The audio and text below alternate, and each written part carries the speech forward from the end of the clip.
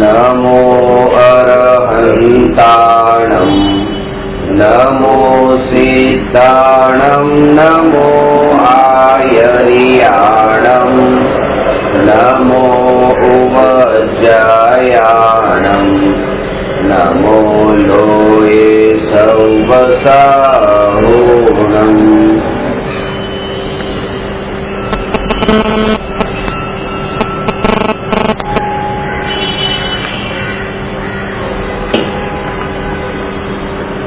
प्रश्न नंबर 309 विचार અને વિકાર વચ્ચે ભેદ જણાવો।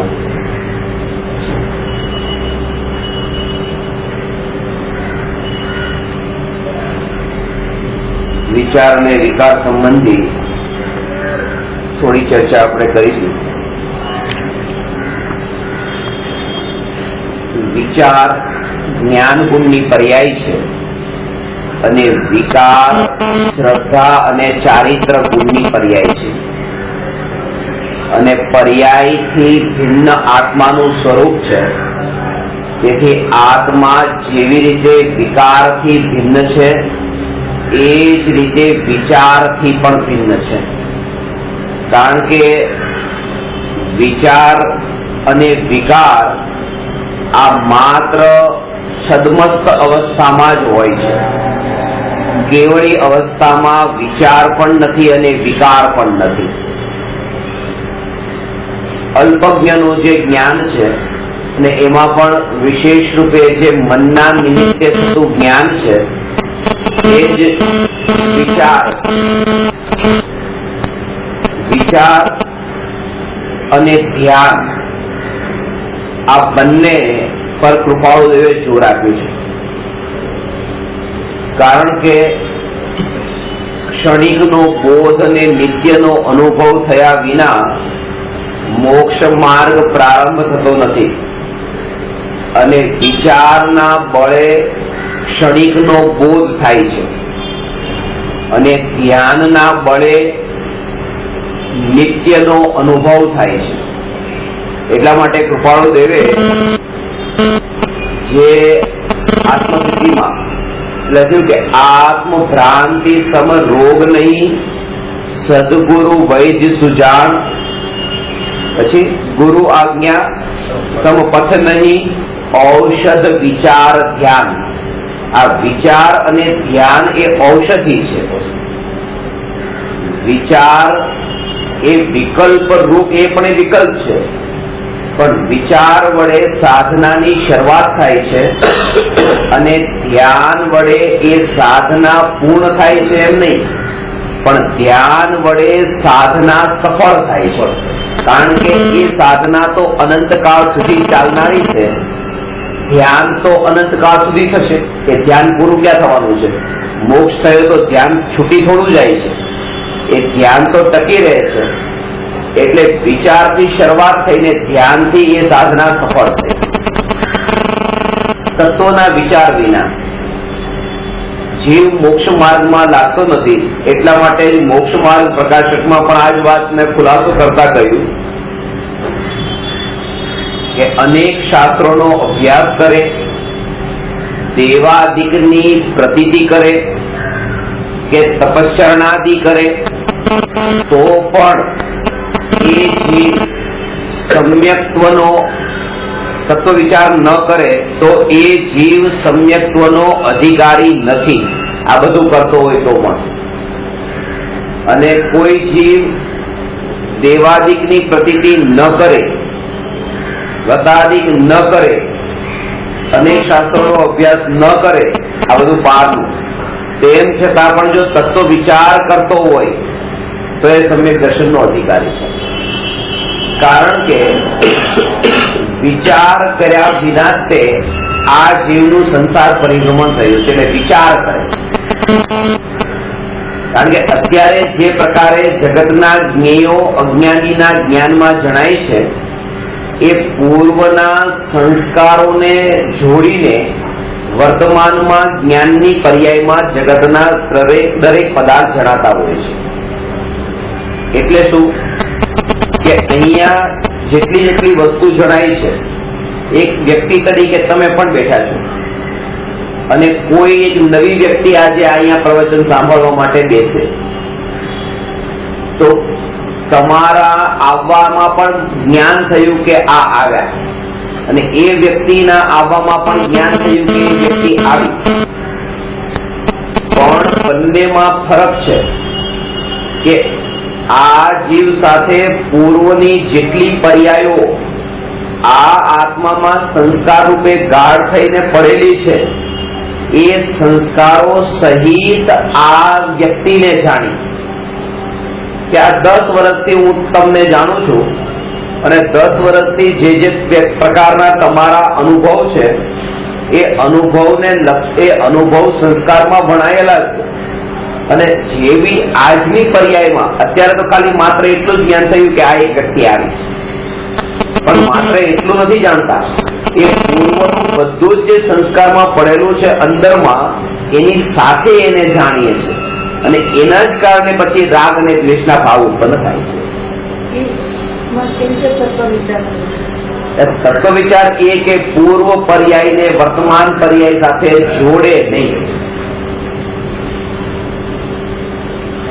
શ્રદ્ધા સમ્યક દ્રષ્ટિની એવી છે કે દરેકે દરેક પર્યાયને સ્વતંત્ર રૂપે માને છે, બે પર્યાયને જોડીને માનતા નથી.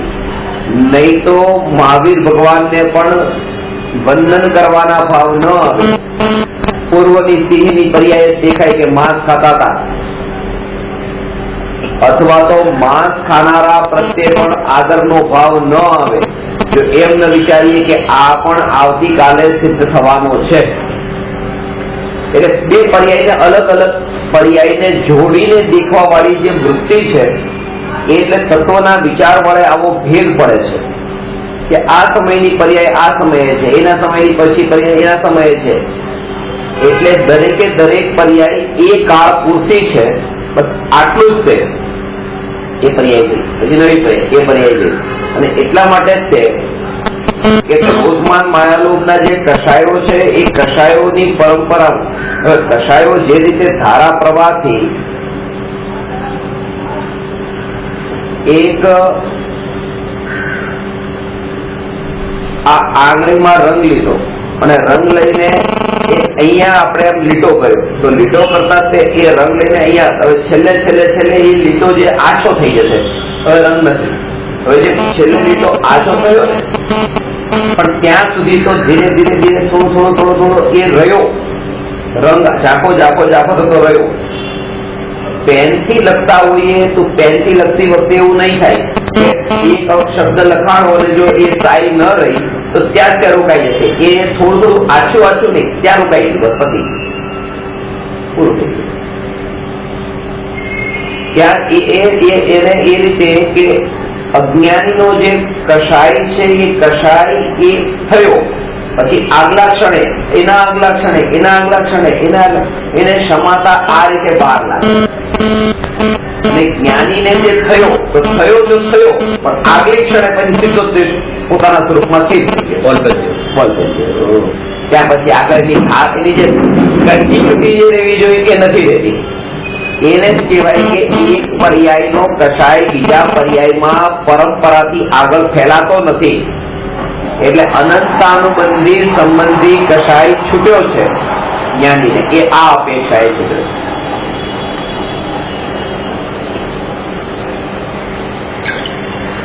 એટલે બે પર્યાયને સ્વતંત્ર જાણે છે, સ્વતંત્ર માને છે.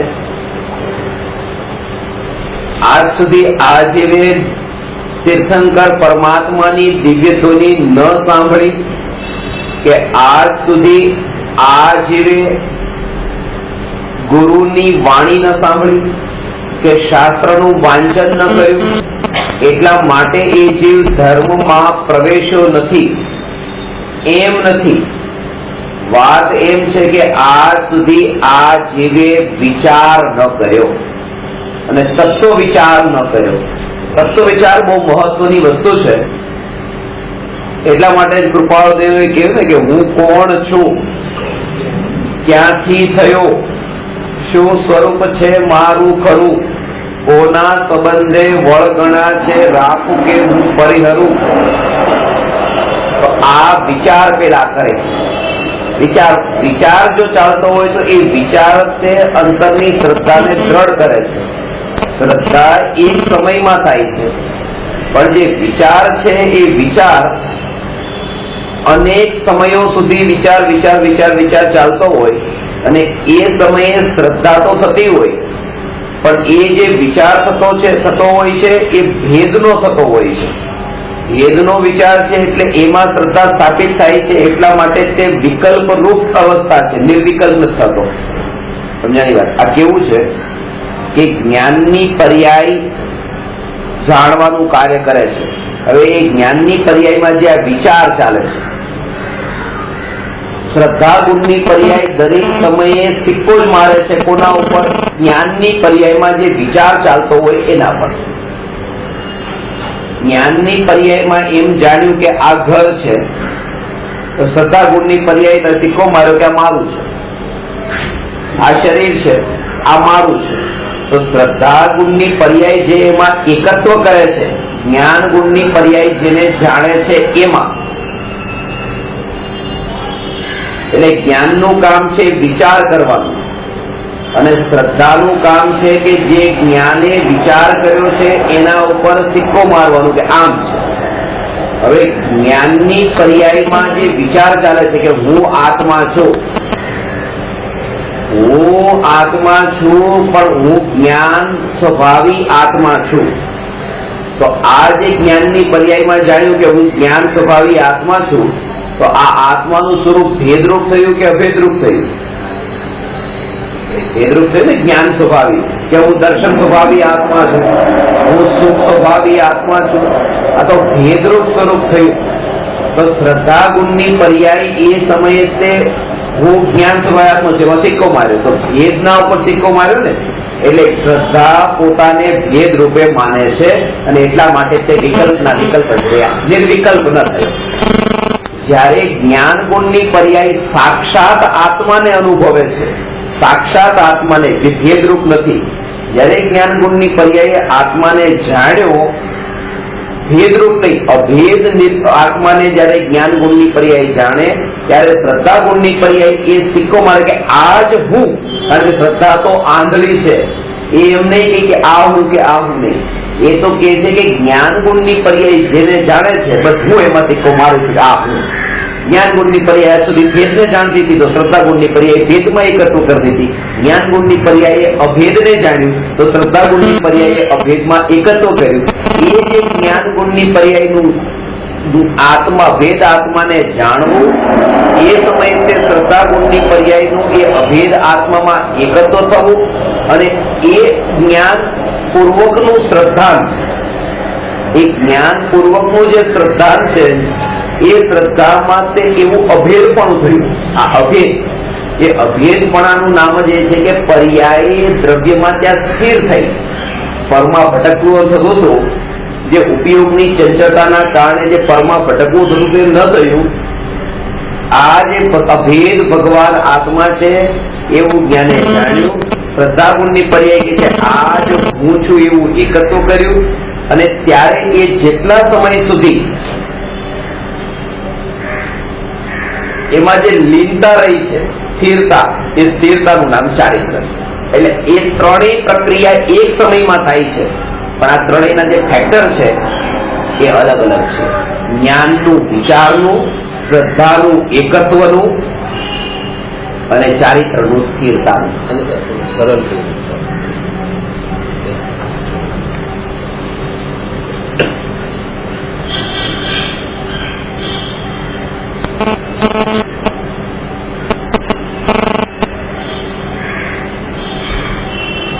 ભેદથી સમજાશે, અભેદનો તો અનુભવ થાય છે. પેલા એ જાણ્યું કે આ રાજા છે, એ માન્યું કે આ રાજા છે, અને રાજાની સેવા ચાકરી કરી. તો પેલા રાજા છે એમ જાણ્યું. હવે એ આમ નામ તો નહીં જાણ્યું, કોઈક લક્ષણોથી જાણ્યું. કે જેની પાસે આવું રાજ્ય છે, જેની પાસે આવો મહેલ છે, જે બહારના લક્ષણોથી એ જાણ્યું, તો એ લક્ષણથી પેલા જણાય. એટલા માટે કે આ આત્માને લક્ષણથી જાણે છે. લક્ષણથી કેવી રીતે કે જે કંઈ પણ આ અનુભવમાં આવી રહ્યો છે એ ભગવાન આત્મા જ છે. આ અનુભવ ભગવાન આત્મા સિવાય બીજું કંઈ નથી. આ અનુભવ સાક્ષાત ભગવાન આત્મા સિવાય બીજું કંઈ નથી. કારણ કે અનુભવ એ તો અહીંયાનું અંતરનું જાણવાનું જે અંતરમાં કાર્ય ચાલી રહ્યું છે. આમાં એક ખાસ અંતરમાં આજે તત્વ વિચાર ચાલે ને ત્યારે એમાં ફેર પડતો હોય તત્વ વિચારમાં છે.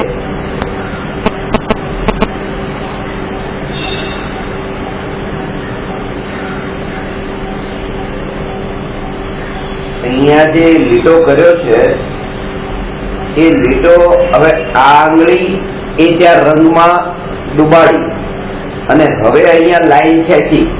હવે એ લાઈન થોડીક આગળ ગઈ એટલે થોડીક ઝાંખી પડી.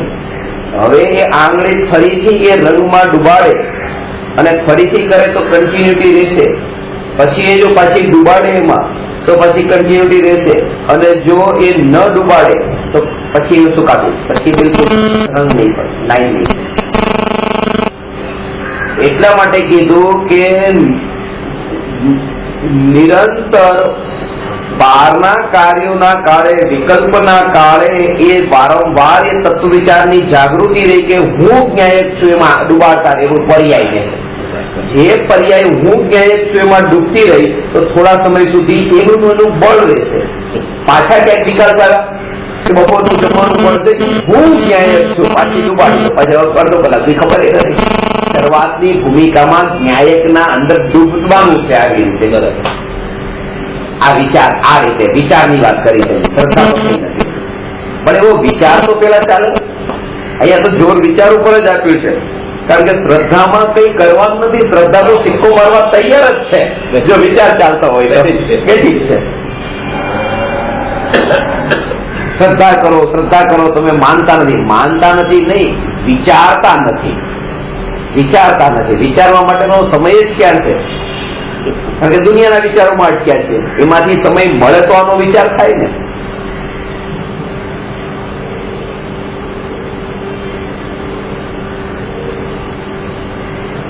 વિચાર તો એ છે અત્યારે જો શરીરને ભોજન આપવું પડે તો આપવું, દવા આપવી પડે તો એ આપી દેવી. આ બે વાક્ય બોલ્યા તો અંદરમાં એ રૂચ્યા, થોડાક વધારે સ્પર્શ્યા. કારણ કે શ્રદ્ધામાં પણ એવું હતું, કરવું પણ એવું જ હતું અને વાત પણ એવી જ આવી.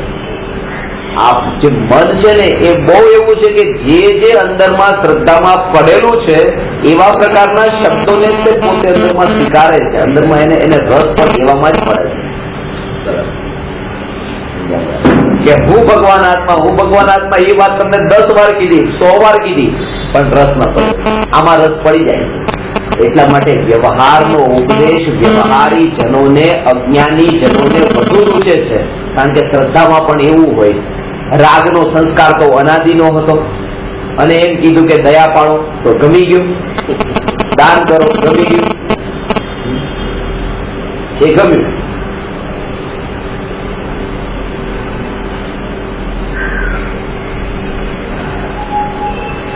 હમણાં જ એક કોઈ મને બતાવ્યું કે સુરતમાં એક દંપતીએ કે 180 કરોડ રૂપિયાની જમીન એમની પાસે હતી અને એ દાનમાં આપી દીધી.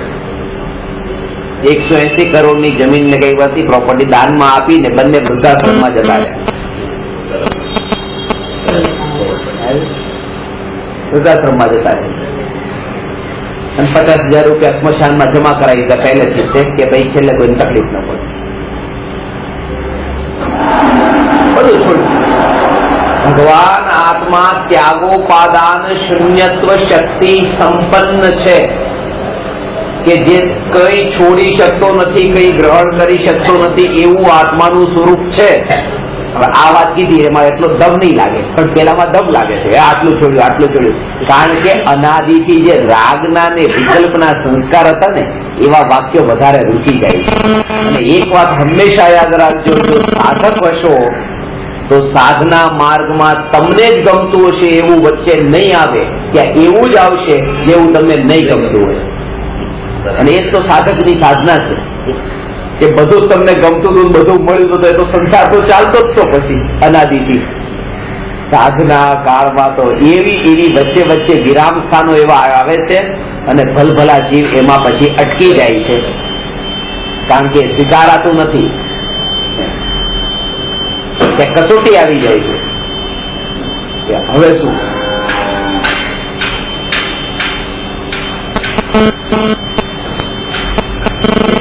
જ્ઞાનની શ્રદ્ધા કરવાની નથી, શ્રદ્ધા તો અંતરમાં થતી જ હોય છે, થતી જ હોય છે. જ્ઞાનની પર્યાયમાં જેમ જાણે શ્રદ્ધા સહજ થાય, શ્રદ્ધા કરું શ્રદ્ધા કરું શ્રદ્ધા કરું એમ નહીં. જે જ્ઞાનમાં જાણ્યું શ્રદ્ધામાં. હવે એક વ્યક્તિએ તમને કીધું કે મને 1 લાખ રૂપિયા આપો, હું તમને આવતા મહિનાની 1 તારીખે આપી દઈશ. તમે એને આપ્યા, આવતો મહિનો આવ્યો, 1 તારીખે એને 1 લાખ રૂપિયા તમને પાછા આપ્યા. તો બીજી વખતે તમને એમ કીધું 5 લાખ આપો, હું તમને 1 તારીખે આપી દઈશ. પાછા તમે 5 લાખ 1 તારીખે આપ્યા. પછી કીધું 50 લાખ આપો, હું તમને 1 તારીખે આપી દઈશ. તમે 50 લાખ આપ્યા, તમને એ આપી દો. તો આ જે રોજ હવે જયારે તમારી પાસે 1 કરોડ રૂપિયા જે માંગ્યા કે હું તમને આવતા મહિનાની 1 તારીખે આપી દઈશ, તો તમને જે શ્રદ્ધા છે એના ઉપર કે આપી દેશે, એ શ્રદ્ધા કેવી રીતે થઈ? તમે શ્રદ્ધા કરવા માટે શું કર્યું? કે જ્ઞાનની પર્યાયમાં જાણ્યું કે 1 તારીખે આપ્યા હતા, જ્ઞાનની પર્યાયમાં જાણ્યું 1 તારીખે 5 લાખ આપ્યા હતા, જ્ઞાનની પર્યાયમાં જાણ્યું કે 1 તારીખે 50 લાખ આપ્યા હતા. તો એ જ્ઞાનની પર્યાયમાં જે જાણ્યું હતું એના બળ પર તો શ્રદ્ધા થઈ ગઈ છે. એ જે જ્ઞાન જાણવાનું કામ કરે છે એના બળ પર જ શ્રદ્ધા પોતાનું એમાં એક માનવાનું કામ જે છે એ સહજ રૂપે કરે છે. એ કરવા માટે કઈ કરવું નથી પડતું, શ્રદ્ધા નવી નથી ઉત્પન્ન થતી. એ તો જેવું જેવું જ્ઞાનમાં જણાય છે એના બળ પર જ શ્રદ્ધા થતી જાય. એટલે ભૂલ તેમ છે કે જાણે, માને અને શ્રદ્ધા કરે એ જે સિદ્ધાંત છે એમાં ભૂલ શું છે કે જીવ સૌથી પહેલા આત્માના સ્વરૂપને જાણવામાં જ ભૂલ કરે છે. એટલા માટે ધનરાજભાઈ ઘણી વાર કહે છે ને કે આત્મા આત્મા શબ્દ તો બધે સાંભળવા મળે છે, પણ એ આત્માનું પડીકું ખોલવું પડશે ને કે એમાં શું છે એ જાણવું. આત્માને જાણવાનું નામથી નહીં જાણવું, શબ્દથી નહીં, પણ એના ભાવથી, કે જે જ્ઞાન સ્વભાવી ભગવાન આત્મા જગતના જ્ઞેયોને જાણનાર અને જાણીને પણ જગતમાં ન તન્મય થનાર, જુદો રહેનાર, પોતે પોતા રૂપે રહેનાર અને ખરેખર તો પોતે પોતાને જાણનાર અને ખરેખર તો જ્ઞાનવાન.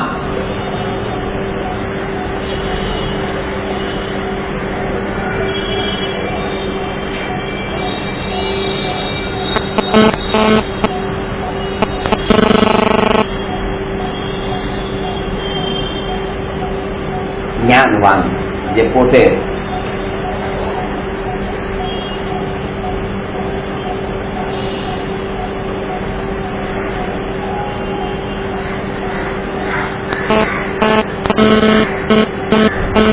જ્ઞાનની પર્યાયમાં આ પ્રકારે જાણવાનું કાર્ય કરે. એટલે તત્વ વિચાર જે છે, તત્વ વિચાર આ જ્ઞાનની પર્યાય છે. તત્વનો વિચાર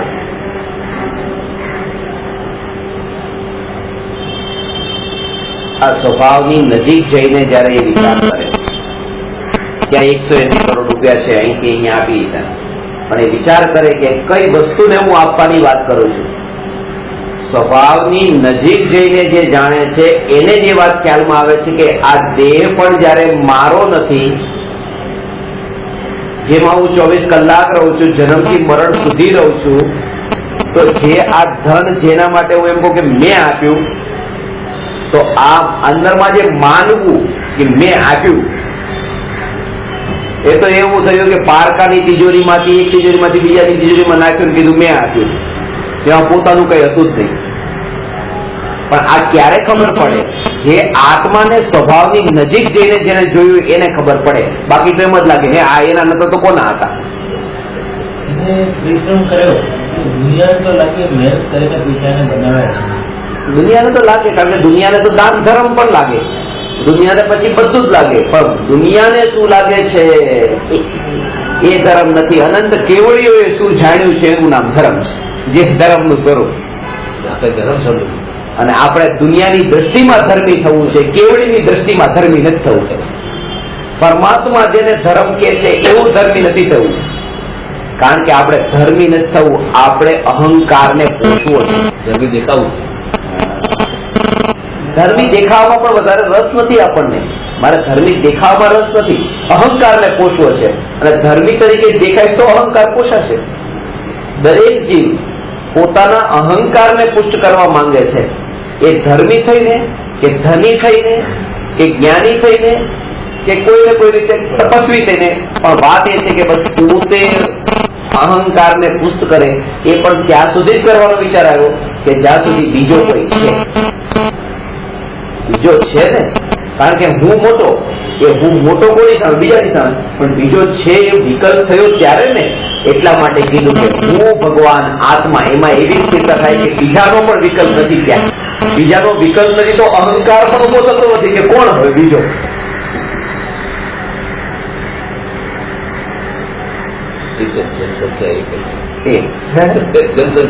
જનસંખ્યા એક છે 3 લોકની. બસ બધું વિખરાઈ જાય.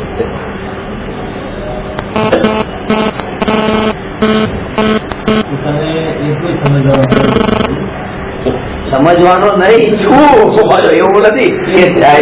હા, કારણ કે ખરેખર પાછું એવું છે કે માનવાનું એટલે કે ભાઈ એક છોકરાએ આવી, કોઈ છોકરી હતી એને બેન માની. એનો મતલબ શું? માની એટલે એને નથી અને માની. એ માનવાનો કે માની બેન, માનેલી બેન છે. એ માનેલી બેન નો મતલબ હકીકતમાં તો નથી, પણ માનેલી છે. એટલે ભગવાન આત્મા છું એ માનવાનું છે. એટલે એ પાછું એની જેમ નથી માનવાનું છે. એવી રીતે નથી ને બેન માની. હું ભગવાન નથી, ભગવાન માનવાનું એમ નથી. હું પોતે સ્વયં પરમાત્મા છું, એક જ છું. એ બીજા જે છે, એ બીજા જે છે એ બીજા બીજા છે એમના માટે પરમાત્મા છે. પણ પોતાની પત્ની પોતાની છે અને બીજાની પત્ની પોતાની નથી. એ વાત બરાબર. તો બીજાની પત્ની કોની પત્ની છે એ બધી તપાસ કરવા આપણે તો જોઈશું ત્યાં ટોળામાં. ભાઈ તું કોની, તું કોની, ક્યાંક એમાં ઝઘડા થઈ જાય.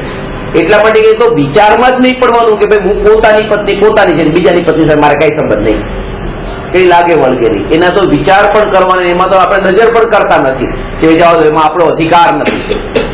એના વિચારમાં પણ પડવું નથી. તો હું ભગવાન આત્મા અને બીજા પછી ભગવાન છે એ વાત સાચી છે, પણ એના વિચારમાં પણ પડવામાં શાંતિ નથી, ભલાઈ નથી. પર આવી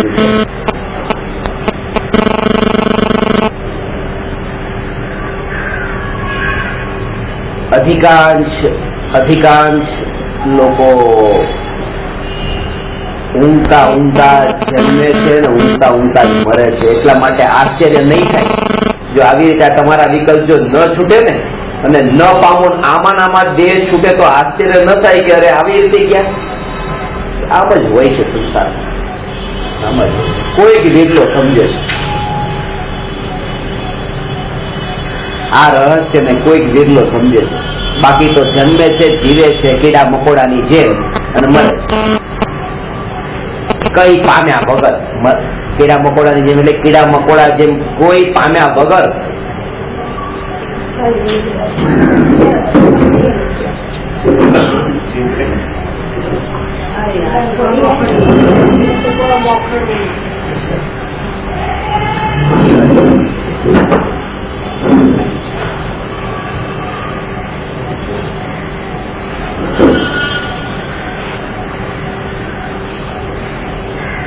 એટલે વિચાર ઉપર જોર રાખ્યું. વિચાર,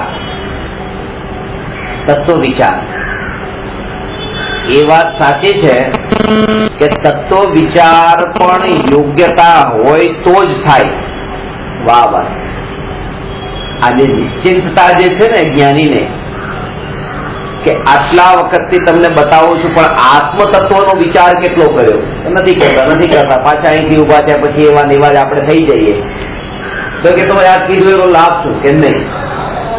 એ જે તત્વ વિચાર જે છે એ પણ એના કાળલબ્ધિ અનુસારે જ્યારે થવાનું હોય ત્યારે જ થશે. એ તત્વ વિચાર પણ ત્યારે જ થશે. એ જ પુરુષાર્થ જે સ્વીકાર કર્યું કે બધું થવાનું હોય ત્યારે થાય, આ જ પુરુષાર્થ. એટલે હવે રાગ પુરુષાર્થ તો ક્યારે ન કરે કે ભાઈ આત્માનો વિચાર તો જયારે થવાનું છે ત્યારે થશે અને દુકાન લાવ ફટાફટ જઈ આવું, જલ્દી જઈ આવું, મોડું નથી કરવું, ઓફિસ જલ્દી ખોલતો. તો આ જે ભાવ છે આ સત્સંગી થાય તો પછી ન પામે.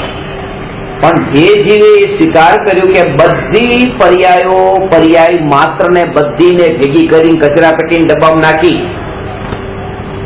બધી પર્યાયો અને હું ત્રિકાળી ધ્રુવ ભગવાન આત્મા.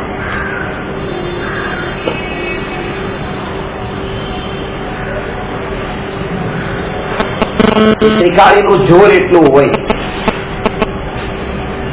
પર્યાયનો રસ એટલો છૂટ્યો, પર્યાયની જડતા છૂટી, પર્યાયનો આગ્રહ છૂટ્યો.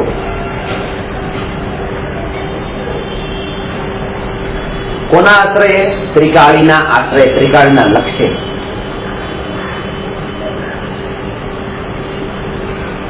એટલે જે ત્રિકાળી ધ્રુવ તત્વ છે એ ત્રિકાળી ધ્રુવનું બળ એવું છે.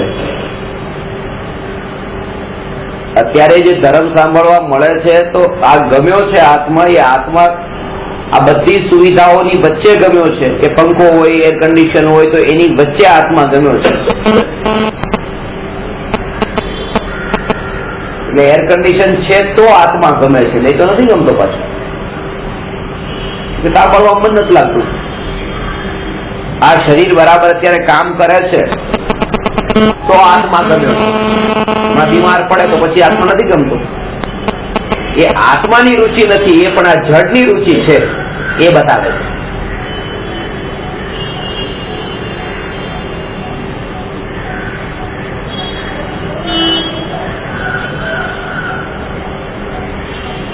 જ્ઞાનીને પીડા ન થાય એવું છે. પીડા તો એ થાય પણ પીડા મારું સ્વરૂપ નથી, એ ત્રિકાળીનું બળ એવું છે.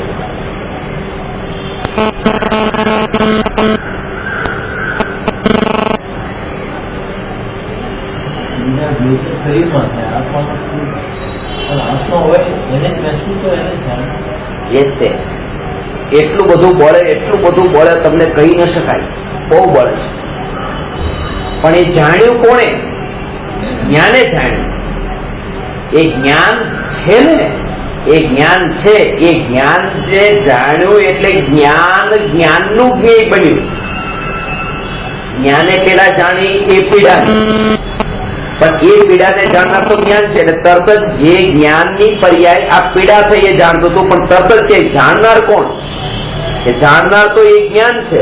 એટલે જ્ઞાન હવે જ્ઞાનને જાણે છે તો પીડા જે છે એક બાજુ રહી જાય છે. એટલે ત્રિકાળીનું જે બળ છે એના બળ પર જ તે અનિત્ય પર્યાયો જે છે, અનિત્ય પર્યાયો જ્ઞાનીને અસર કરતી નથી.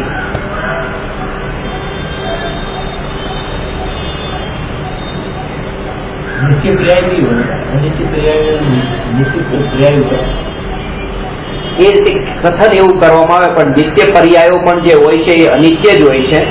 પણ એવી રીતે કથન આવે છે. જેમ કે આ સિદ્ધ ગતિ છે તો એ નિત્ય પર્યાય કહેવાય કે એક વાર થઈ ગઈ પછી ક્યારેય છૂટવાની નથી, હવે હંમેશા માટે પરમાનન્ટ નિત્ય. જેમ કે આત્માનો અનુભવ છે એ પણ એક વાર થયો પછી એ નિત્ય ટકીન રહ્યો. હા, એક પણ તેમ છતાં પણ એ પર્યાય છે એક સમયની હોય છે, એટલા માટે એ નિત્ય પણ અનિત્ય છે. પર્યાય માત્ર અનિત્ય છે.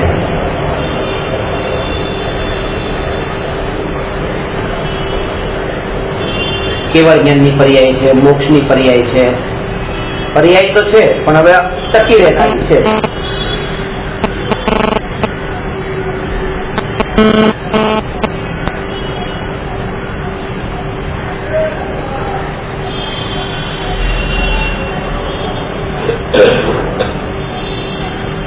વ્યવહારમાં રસ છે, જો છે તો આત્મા નહીં મળે, લખીને રાખજો. વ્યવહારને મહત્વ આપ્યું છે તો આત્મા નહીં મળે. સાધનાની શરૂઆતમાં વ્યવહારમાં પહેલે ચોકડી મુકાય. એટલે જ કે સંત વ્યવહારનો મતલબ પાછું આ શંકર રહસ્ય માની વ્યવહારનો ચોકડી મુકાય એટલે કે એ જીવન જીવતો હોય એમાં એનું ખાવું પીવું બોલવું બેસવું પત્ની સાથે બહાર જવું છોકરા સાથે રહેવું આ બધું જ ન્યાયકના વારંવાર ન્યાયકની સાથે સાથે તત્વ વિચારના બળે કામ થતું હોય એટલે આ વ્યવહાર પર ચોકડી મારી એમ કહેવાય. વિચાર તો ક્યાં જાય પડે છે ધ્યાન પડે છે બાકી બે કરતો અંદરમાં એ જ હોય.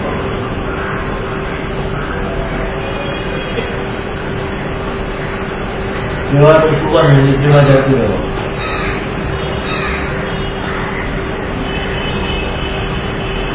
લાગે વ્યવહારમાં જતું છે જવાબદારી આપણને બહુ યાદ રહેતી. જવાબદારી જે છે ને જવાબદારી છે જવાબદારી ખરેખર તો રાગને પુષ્ટ કરીએ છીએ. આ હું તમને એટલા માટે કહું છું કે આ બધી જવાબદારીઓ જેટલી પણ આપણે છે ને વ્યવહાર માટેની જવાબદારી કે ભાઈ જો સવારે ઉઠીને પેલા નાયા ધોયા તૈયાર થયા આ બધી વ્યવસ્થિત રોજનું રૂટીન આ તો બધું બરાબર હોવું જ જોઈએ. એના વગર કેમ ચાલે?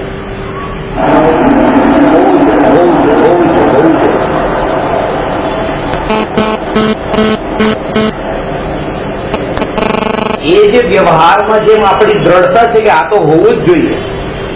સવાર નાસ્તો કર્યા વગર ચાલે ન ચાલે, નાસ્તો તો કરી લેવાનો, બપોર જમ્યા વગર ચાલે ન ચાલે, જમવાનું લેવાનું. એમાં બધું જેમ આપણને જરૂરી જરૂરી જરૂરી લાગે છે એ સમય માટે પણ હું ન્યાયક છું આવો જે આત્માનો વિચાર છે જરૂરી લાગ્યો આજ સુધી ક્યારે?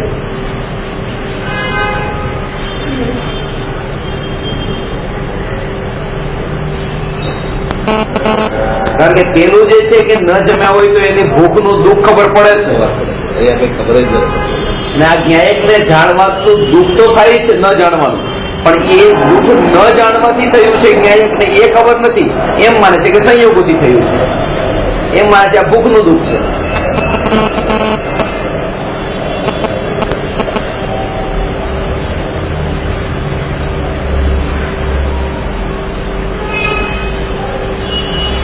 ભૂખનું દુઃખ નથી.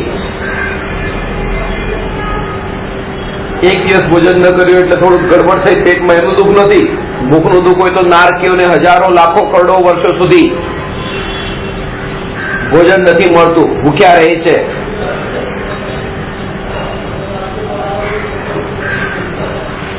અને એમાંય સમ્યક દ્રષ્ટિ હોય તો ભૂખ્યા રહીને પણ દુઃખી નથી, કારણ કે શરીરને પોતાનું માનતા નથી.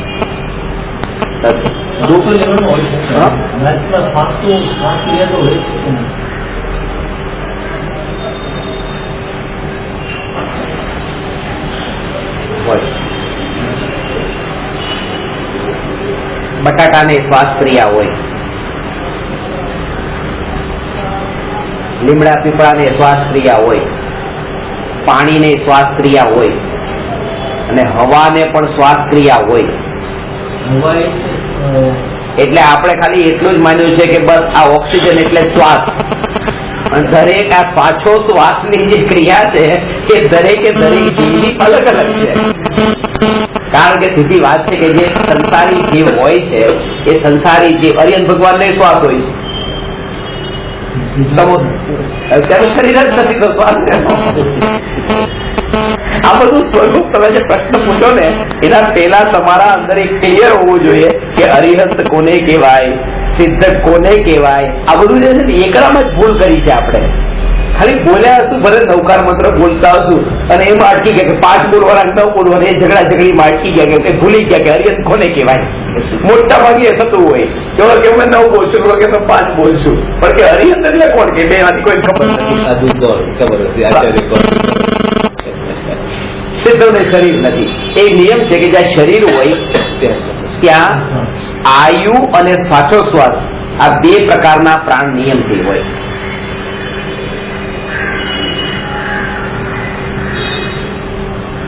વિચાર હું ત્રિકાળી આ પાછી વચ્ચે વચ્ચે સ્પર્શના કરવાની, બોલવાની, આંગળી ડૂબોડવાની યાદ રહેશે ને?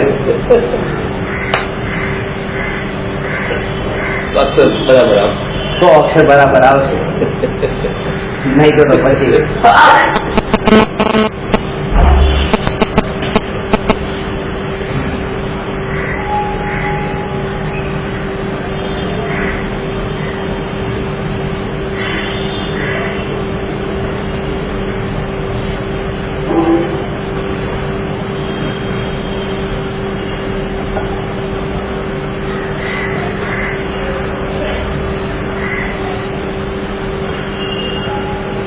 જે સંબંધોમાં એકત્વ અને તન્મયતા વધારે છે ને ત્યાં જે રસ એટલો પડે. આ પૂર્વની આ જે વાત છે બહુ મહત્વની વાત છે. તમને એના ઉપર ખબર પડી નહીં પડી મને નથી ખબર, પણ બહુ મહત્વનું છે કે પૂર્વના સંસ્કારો જે અનુભવો જે છે એ અનુભવોને અસાર ને અનિત્ય જો જાણે તો જ એના ઉપર ચોકડી મુકાય. કારણ કે આજે પતિ ઘરમાં પ્રવેશ કરે છે પણ પતિનો હાથ ખાલી છે, કઈ લાવ્યા નથી.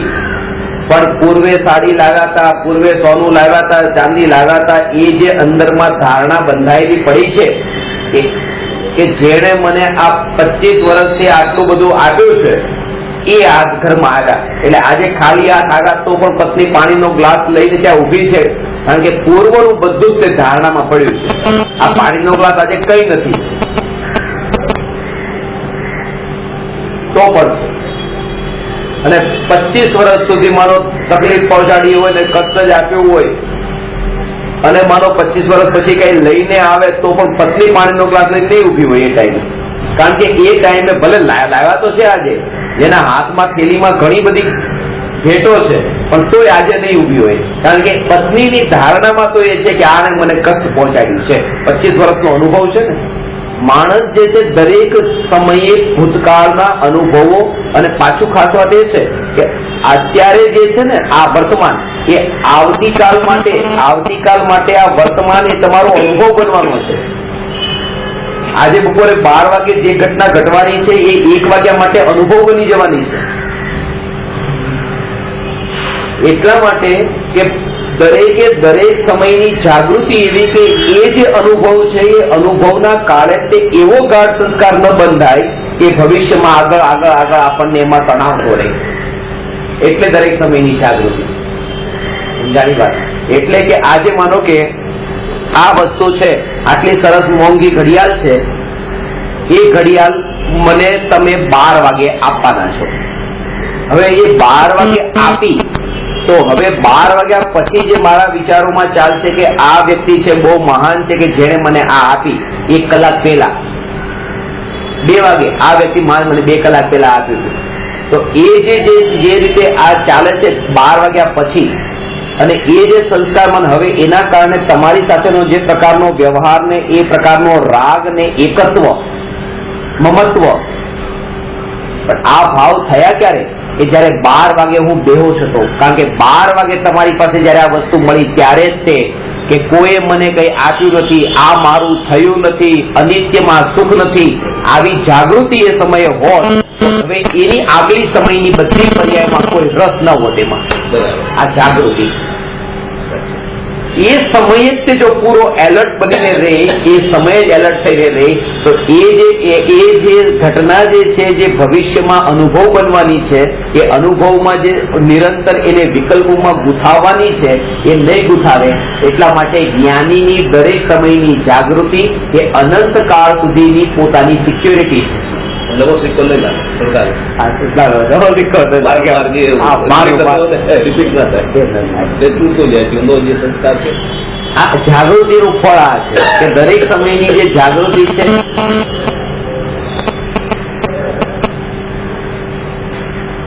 ભવિષ્યની કલ્પના છે એ જ પછી ભૂતકાળનું સ્મરણ બનવાની છે. આ મને આમ આપશે, આ મને આમ આપશે, ભવિષ્યની કલ્પના છે. અને એ જ ભવિષ્યની જે કલ્પના છે એ ઘટના ઘટી એટલે પછી ભૂતકાળનું સ્મરણ થઈને પછી ભાગ વળે છે.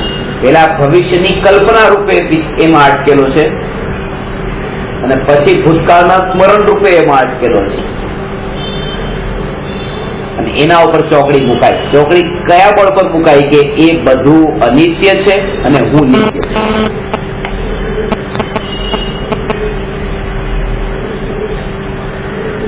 સિદ્ધાંત, આ વસ્તુ કોઈ મને આપી નથી, કોઈ મને આપી શકતું નથી.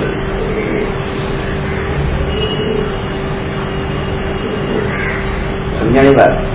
આ વસ્તુ કોઈ મને આપી છે, કોઈ મને આપી શકે છે, કોઈ મને આપી નથી, કોઈ મને આપી શકતું નથી. તો મળી કેવી રીતે? કયા મળી છે, આપી છે, આ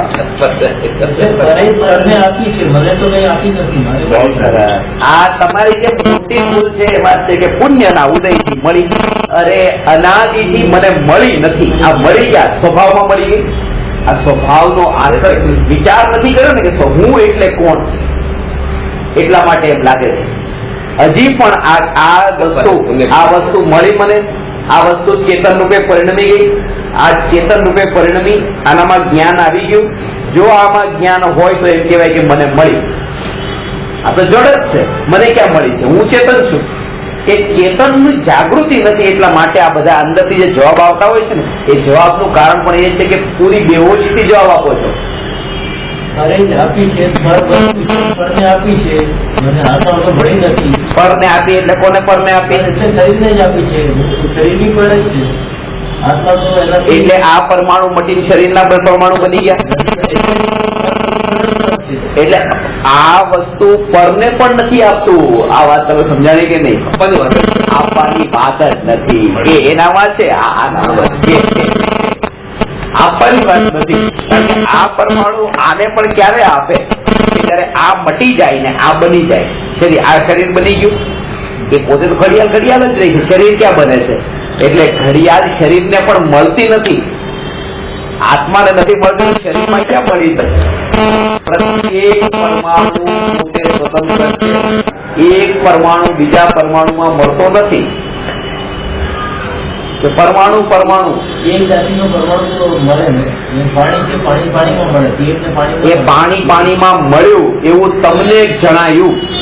જ્ઞાની કેવળી તો જાણે છે પ્રત્યેક પરમાણુ સ્વતંત્ર છે. ત્યાં પણ ભેદ વિજ્ઞાનના અભાવને લીધે અજ્ઞાનીને એ નથી જણાતું કે આની સ્વતંત્રતા અત્યારે પણ. આપણે તો પ્રકાશનું દૃષ્ટાંત લીધું હતું. પ્રકાશ પણ એક રૂમમાં 100 બલ્બના પ્રકાશ છે. તો એ 100 બલ્બનો પ્રકાશ જે છે ને અજવાળું, એ બધું અત્યારે ભેગું છે. અત્યારે મળેલું, એ મળેલું ક્યાં છે? જુદું છે. કારણ કે એક સ્વિચ બંધ કરી તો પ્રકાશ ઓછો થયો, બીજી બંધ કરી તો બીજો પ્રકાશ થોડો ઓછો થયો, ત્રીજી બંધ કરી તો થોડો ઓછો થયો. એ પ્રકાશ એ 100 ની અંદર મળી ગયો હોત તો બધું બંધ થઈ જાય. પણ એટલો જ કેમ પ્રકાશ ગયો? કારણ કે ત્યાં પણ એ પોતે સ્વતંત્ર હતો. પ્રકાશ 100 ના વચ્ચે પણ 100 બલ્બનો પ્રકાશ પણ સ્વતંત્ર છે. એટલા માટે એક બંધ કરીએ ત્યારે એક જ જાય છે, એક બલ્બનો પ્રકાશ જ જાય છે. બાકી 99 તો રહી જ છે. કારણ કે સ્વતંત્ર ત્યારે પણ સ્વતંત્ર છે. પણ એ એટલું છૂટા પાડવાની કળા નથી કે 100 બલ્બમાં પહેલા બલ્બનો પ્રકાશ કયો, બીજાનો કયો. એ પોતાની જ્ઞાનની અત્યારે અધૂરાપણના અપૂર્ણતાને લીધે પોતાનું જ્ઞાન નથી થતું. આટલું તો સમજાય પણ જાય હજી બલ્બનું. પણ આ પાણીનું તો આપણને એક પરમાણુ મેળવ્યું કે મળી ગયો, તો એમાં કેવી રીતે ખબર પડે? હા, સ્વતંત્ર તો રહ્યું. એ એકનું એક જ રહ્યું હતું એમ કેવાય કે ચલો એક નષ્ટ થઈ ગયું.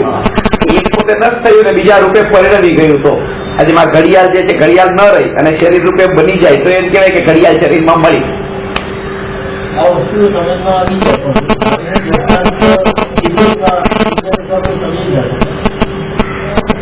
એ ઘણી બધી વસ્તુ છે પણ સ્વભાવની. કારણ કે આ જગતમાં જે છે એનો નાશ નથી અને નથી એનો ઉત્પાદ નથી. નવું કઈ બનતું નથી અને છે એનો નાશ થતો નથી. ખાલી પરિણમન થાય છે.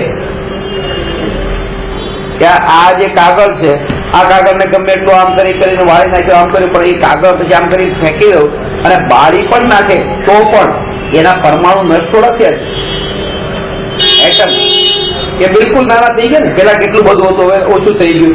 કે એમાં પણ એવું છે કે આ પરમાણુ એ તો સમેટાઈ ગયા. આમાં પણ જે વચ્ચે વચ્ચે ખાલી જગ્યાઓ કેટલી છે એ પરિવર્તન થયું છે પણ નાશ નથી થયું. નાશ થયું એટલે પોતે પરમાણુ રૂપે તો ટકીને રહ્યા છે. આ જગતમાં તારા ભાડે જણાય પછી 5 ગ્રામની થઈ જાય. જો એમાં શું છે કે આ વસ્તુ તમે ઊંચી કરી, તો આ વસ્તુ જે ઊંચી કરી એમાં પણ જે બાળ્યા પછી જે પરમાણુ છે એ પરમાણુ આમાંથી અમુક જ રહી છે. અમુક પરમાણુ તો બળવાની સાથે તે વાયુ થઈ જાય છે, આના જ પરમાણુ. હવે જે વજન આમાં ઘટ્યું છે એ ઘટેલું વજન એટલે એ પરમાણુ પાછા વાયુ રૂપે તો છે જ તે પાછા ધુમાડા રૂપે તો પડ્યા જ છે. હવે એ તમે ઉંચકતા નથી, તમે ખાલી રાખને ઊંચકી એટલે એમ લાગ્યું કે પેલા વસ્તુનું વજન વધારે હતું, વજન ઘટી ગયું. પણ જે પરમાણુ પોતે જે છે એ આપણી બુદ્ધિથી આપણે પકડીએ છીએ. પરિવર્તન તો થયું ને પરમાણુ પર્યાય બદલાવી ને પેલા સફેદ હતી હવે કાળી થઈ ગઈ. પણ રહ્યું કે નહીં અસ્તિત્વ એનું? પેલા મનુષ્ય હતો, પછી જીવ તિર્યંશમાં ગયો, પછી નરકમાં ગયો, દેવમાં ગયો. પરિવર્તન થયું કે નહીં? કે થયું. પણ જીવ મર્યો એ તો ટકી ગયો. એ નષ્ટ ક્યાં થયો? નાશ ક્યાં પામ્યો? અને નવો કોઈ ઉત્પન્ન ક્યાં થયો?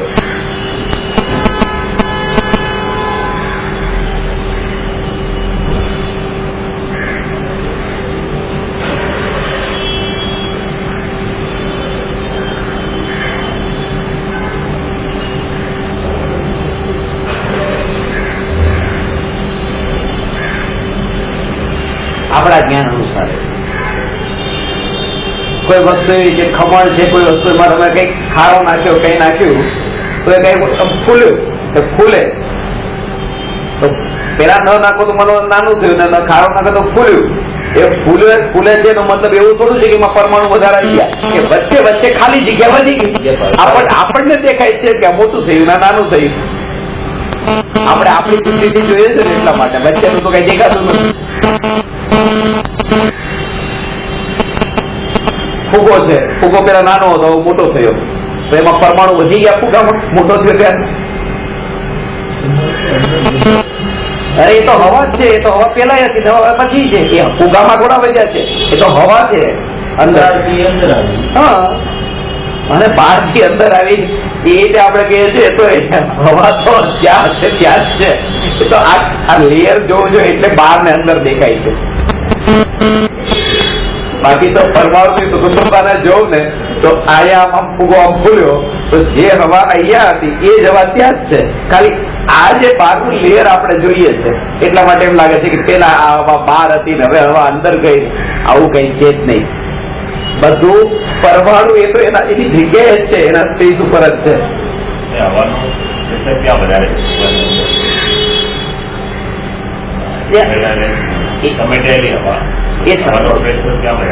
એ હવા અંદર માં ત્યાં છે, પણ એ પોતાની જગ્યાએ છે, ફુગાની અંદર નથી. ફુગાની અંદર નથી. ફુગો તો રબર છે, રમત ની અંદર હવા કે કેમ? હવામાં છે, હવા છે. ગ્લાસમાં પાણી છે તો ગ્લાસમાં પાણી આપણે કહીએ છીએ કારણ કે કાચની અંદર પાણી થોડું ઘૂસી ગયું છે. ગ્લાસ તો કાચ જે છે એનું નામ છે ને, વચ્ચે તો ખાલી જગ્યા હતી. એ ખાલી જગ્યાનું નામ ગ્લાસ થોડું છે.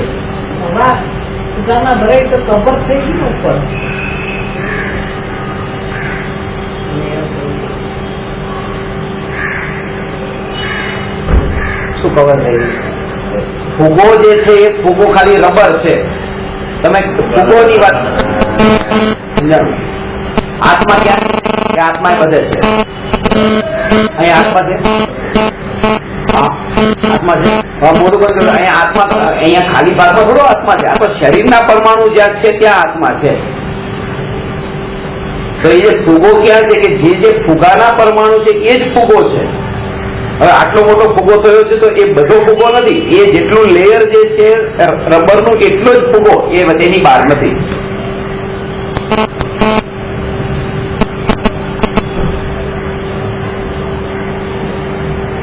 એટલા માટે સમજવું, કારણ કે આત્માનું સ્વરૂપ એવું છે. આ જે ઉપરનું લેયર જે છે જ્ઞાન થાય છે એટલો જ આત્મા નથી. અહીંયા તો એવું છે કે અંદર પણ એક પ્રદેશે ત્યાં આત્મા છે, ખાલી લેયર માત્ર નથી.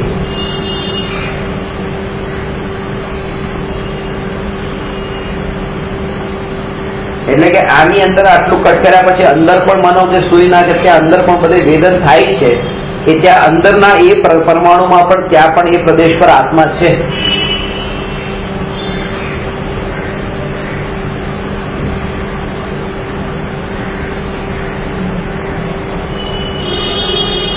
જરીએ ત્યાં બહુ દૂર સુધી જાણી શકાય તો ત્યાં ગયો આત્મા એ તો આત્માની શક્તિ છે કે આત્માએ જગતના પદાર્થો પાસે જવાની જરૂર પડતી નથી અને જગતના પદાર્થોએ આત્મા પાસે આવવાની જરૂર પડતી નથી.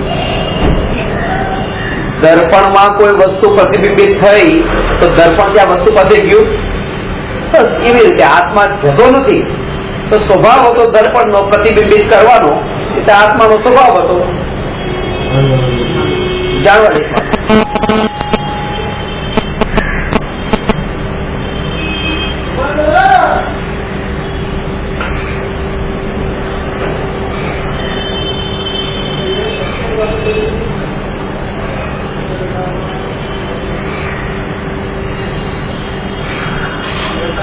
વિચારના બળ પર કશાયો જે વિકાર પડેલો છે એ જડ મૂળથી છૂટે છે, નહીં તો દમન થઈ જાય છે વિકારનું.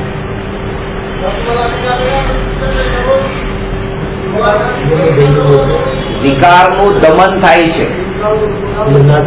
હા, દમન થવું એટલે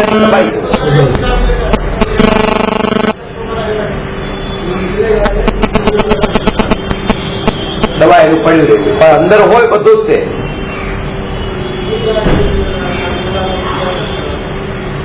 વિકાર અંદર પડેલો છે પણ દેખાતો નથી. રૂંધાયેલો કસાય હે ફાટે એટલે 11 માં પાછું આવું કોઈ જવું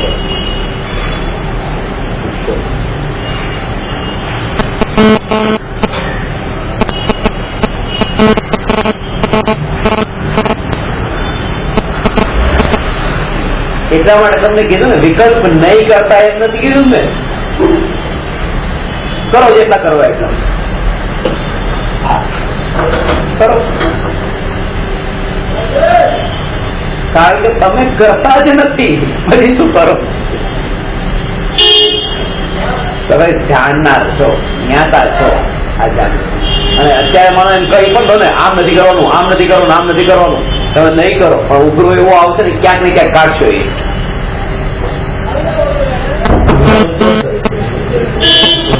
વિકલ્પ સાક્ષાત જડ છે.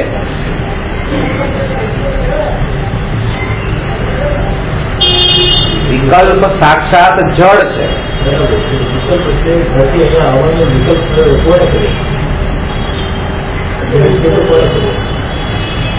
અજ્ઞાનીને એ સાંભળ્યા વગર ચેન નથી પડતું કે આ જગતનું કોઈ કામ કોઈ કરનારું છે. એને જો એમ કહે ને કે સહજ થયો એ ન સમજાય. હવે આ પ્રશ્ન જે છે ને એમનો 50મી વાર સીન કોણે કર્યો ત્યાં તો એક વખત સમજીને ઉતારે પછી એ વાત બીજી થયા કરે. આ જે 50મી વખત એમને જે વિકલ્પ આવ્યો આ પૂછવાનો એ કોણે કર્યો.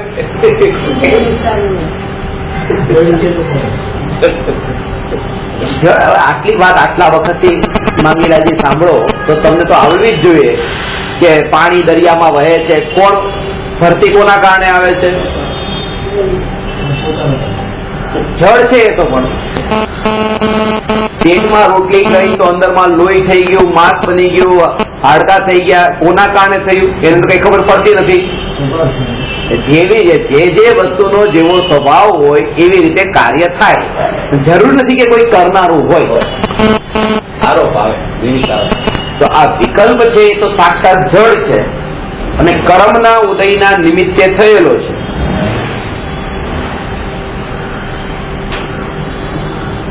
અને કર્મ રોકો કયું વિકલ્પ નહીં કરો તમારે શું કામ રોકો છે? આગુ પાછું કરું શું કામ? જે ચાલે ચાલવા દો. પોતાની જાગૃતિ રાખો, હું ભગવાન આત્મા છું. એક આત્માના આશ્રયે બધા વિકલ્પોથી છુટકારો થાય છે. વિકલ્પ છોડવાના કારણે તો વિકલ્પના જ વિકલ્પ થઈ જાય છે. હા, એવું કહેવાય છે વિકલ્પ નહીં કરો, શા માટે કરો? એવું બોલવામાં આવે કે વિકલ્પ, એ તો કહેવામાં આવે, બધું વ્યવહારની ભાષામાં તો બધું બોલવામાં આવે. વિકલ્પ કેમ કરો છો એમ પણ કહેવામાં આવે, તમે આવજો, ટાઈમ પર જ આવજો, આવી રીતે મોડા નહીં આવતા. પણ તોય એ તો અંદરમાં તેમ જ છે, જયારે આવવાના ત્યારે જ આવવાના જ તમે, એના પહેલા તો આવવાના જ નથી. તો વ્યવહારમાં તો આવી રીતે જ કહેવામાં આવશે, કારણ કે અજ્ઞાનીઓની વચ્ચે અજ્ઞાનીની ભાષામાં જ વાત થશે. અને એ ખાલી અજ્ઞાની આવું બોલે ને, જ્ઞાની પણ આવું જ બોલશે. જ્ઞાની હોય તો જ્ઞાનીની ભાષા કોઈ એવી નહીં હોય.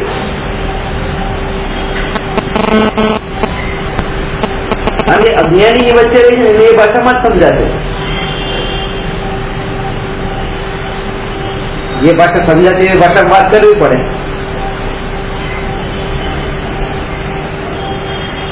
કીધું 8મી ગાથામાં, વ્યવહારી જનોને વ્યવહારની ભાષા વગર સમજાવી શકાતું નથી, જેવી રીતે અનાર્યને અનાર્યની ભાષા વિના સમજાવી શકાતું નથી. જે મહત્વનો પ્રશ્ન હતો વિચાર અને વિકાસ, એમાં જ ગેરહાજર હતા. અને પછી પૂછે કે વિકાસ કેમ કરવો છે, કોણ કરે? હવે રેગ્યુલર તમે જો સાંભળશો ને, આ તમારો જે રસ વ્યવહાર ઉપર થોડું વધારે છે. વ્યવહાર ઉપરનું જો વધારે એટલા માટે કે દુનિયા શું વાતો કરશે, આ દુનિયા તો આવું કહે છે, દુનિયા આ કરે છે. તમે એ વિચાર કરો કે એ જે દુનિયા છે, એ દુનિયાના કારણે તમે સુખી છો દુઃખી છો, કે તમારા પોતાના કારણે? તમે જયારે કષ્ટમાં હો છો, તકલીફમાં હો છો, ત્યારે દુનિયા તમને સાથ આપે છે, તમે પોતે તમે કેમ બનશો એ તમારા માટે મહત્વનું છે.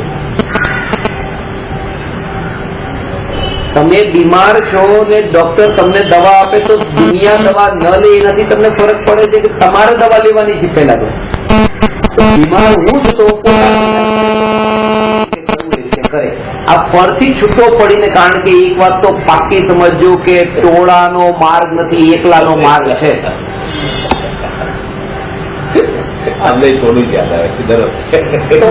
આટલા બધા કરતા હોય કે ખોટું થોડું કરતા હોય, આટલું ટોળું આટલું કરતું હોય, આટલો સંઘ કરતો હોય, આ માર્ગ ટોળાનો માર્ગ નથી.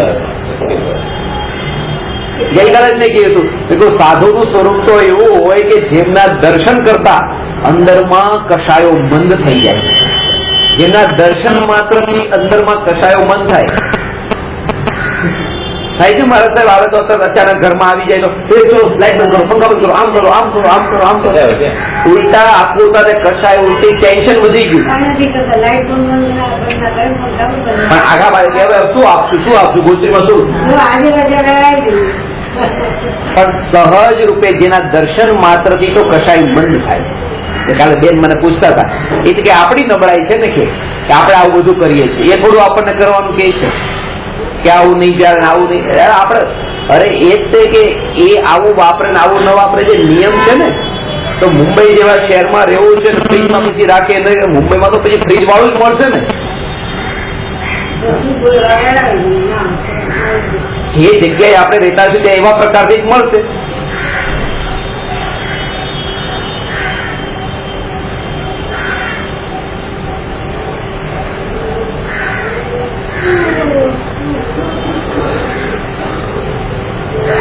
જે જોયા એ ખ્યાલમાં આવે, સાધુ એ જ દેખાય છે, બીજા દેખાતા નથી. જોયા જે વેસ્ટર્ન ટોયલેટમાં ઇન્ડિયન સ્ટાઇલ થી બેસવું એ કઈ દેશ પ્રેમ થોડો છે. એ તો જે રીતે શોખતો હોય જ્યાં તમે રહેવું મુંબઈમાં અને નિયમો ત્યાં ના અહીંયા, એ પોસિબલ જ નથી. જ્યાં જે રીતે થતું હોય એ રીતે થાય. નિયમો વન જંગલ નથી, જંગલ છોડીને આવો તો પછી આવું કાલ જઈએ છે તમને લઈને છે. કાલે તો ભાવે એવું નથી.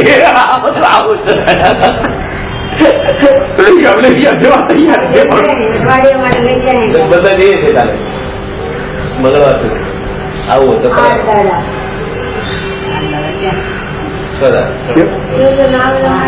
જે હોય જે જીવની જેટલી યોગ્ય, પણ વાત એ છે કે દરેકે દરેક નિયમો જે રીતે જે ભૂમિકા, એટલા માટે કીધું કે ગ્રહસ્થની ભૂમિકા, મુનિની ભૂમિકા, ગ્રહસ્થની ભૂમિકામાં પણ તત્વ વિચાર ચાલે, વ્યવહારમાં રહેતો હોય પણ વ્યવહારથી અલિપ્ત, અને ક્યાં ક્યાં પ્રકારે એને એવી અપેક્ષા ન કે માનો કે લગ્નમાં ન ગયા, કોઈના મરણમાં ન ગયા, કે ક્યાં પછી કોઈ એવા પ્રસંગમાં ન ગયા તો બીજાને કેવું લાગશે, શું થશે, ખોટું લાગશે, આ જે ઘરમાં પત્નીને કેવું લાગશે, છોકરાને કેવું લાગશે, આ જે બીજાને જે છે એ દુઃખ નથી પહોંચાડવું, એમાં એટલું જોર હોય છે, અને એ જોરના કારણે તે અનંતકાળ સુધી પોતાને દુઃખ પહોંચાડે છે. ત્યાં પણ એવું નથી, વિચાર પહેલા તો નથી કરતો સર, વિચાર પોતાનો જ કરે છે પાછો. તો મને કેવું લાગશે, આ એને ખોટું લાગશે તો મને કેવું લાગશે.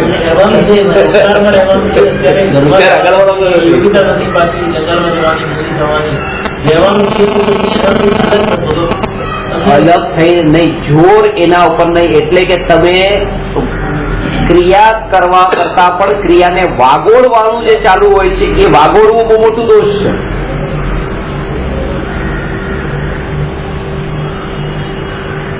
આ જે વાગોળવાનું થાય ને, ક્રિયા પત્યા પછી વાગોળવું, અને ક્રિયા થયા પહેલા એના વિકલ્પોને વાગોળવા, એમાં વાંધો છે.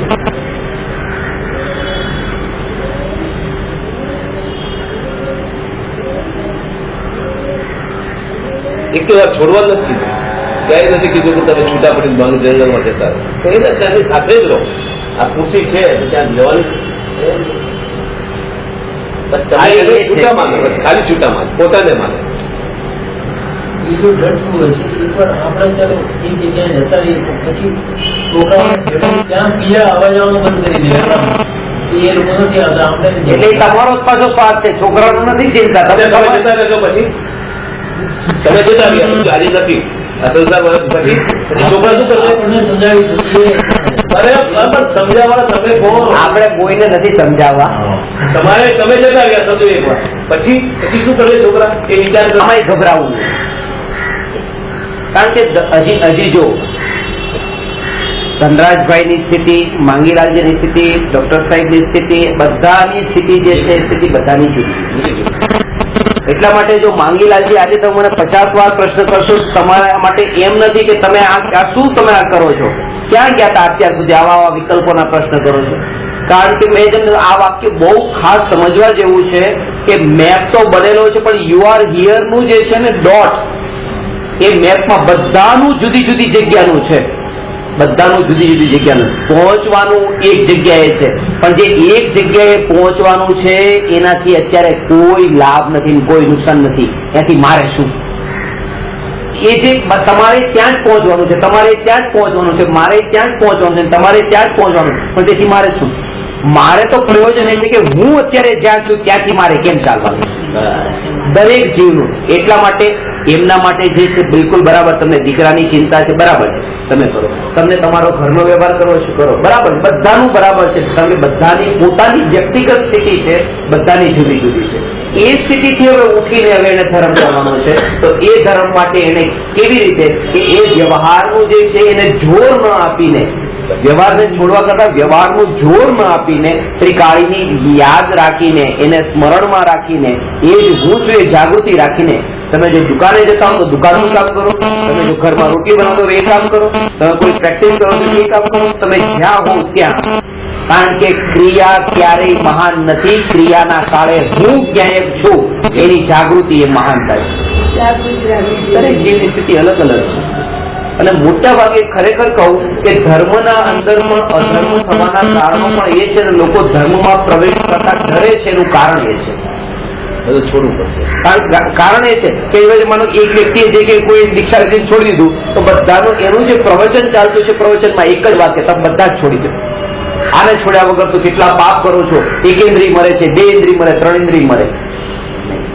તમે જે કરો છો એ તમે તમારી રીતે બરાબર છે, કારણ કે મારી સ્થિતિ અલગ છે, તમારી સ્થિતિ અલગ છે, દરેક જીવની સ્થિતિ અલગ અલગ છે, અલગ અલગ જગ્યાએ દરેક જીવ ઉભા છે. એટલે દરેક જીવ એ જે જગ્યા ઉપર છે ત્યાંથી હું ન્યાયક છું ત્યાંથી તે ઉપાડ ચાલુ કરે, અને એના માટે પહોંચવાનું એક જગ્યાએ છે. પહોંચવાનું એ જગ્યાએ છે, ગજપંથા પહોંચવાનું છે, તમારે મુંબઈથી પહોંચવાનું છે, કોઈ અમદાવાદથી પહોંચવાનું છે, કોઈ પુનાથી પહોંચવાનું છે. તો પહોંચવાનું તો ગજપંથા છે, પણ ગજપંથા પહોંચવાનું છે, પણ અમદાવાદથી જે પહોંચનારો છે એને તો પછી એ 12 કલાક પહેલા નીકળવાનું છે, આને આ રીતે નીકળવાનું છે, કારણ કે દરેકની જગ્યા અલગ અલગ. પછી પેલા એ જે વળાંક વાળવાનો છે અમદાવાદથી, તો એને આમ વળાંક વાળવાનો છે, અને મુંબઈથી નીકળ્યો તો એને આમ વળાંક વાળવાનો છે. તો જે રીતે વળાંક વાળવાનું દરેકનું અલગ અલગ હશે, અને પહોંચવાનું એ બધાએ એક જગ્યાએ છે, ત્યાં કોઈ વળાંક નથી, ત્યાં સીધો રસ્તો છે. પણ એ સીધા રસ્તાથી મારે શું લાગે વળગે? અત્યારે તો મારે જે વળવાનું છે એના ઉપર ને કઈ બાજુ વળવાનું છે એના ઉપર જોર આપવાનું છે.